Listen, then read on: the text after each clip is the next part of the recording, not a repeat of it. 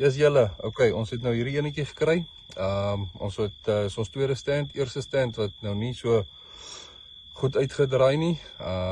Ons het daar gesit seker so, wat was dit, 45 minute na uur toe. Ja, daai enetjie was toe nie so suksesvol nie. Tweede stand so 1.5 kilos van daar af. Weer kom sit, ons het beginne met 'n jakkalsroep. Toe het sy my geantwoord en ja, dit was seker wat, kom ons sê 5 minute later, kom sy in die paadjie afgehardloop. Ja, ons is dankbaar vir hierdie enetjie. Ja, ons kyk die volgende paar stands, wat kry ons reg? Ons is hier tussen Ottosdal, Kathu, te Ben omgewing.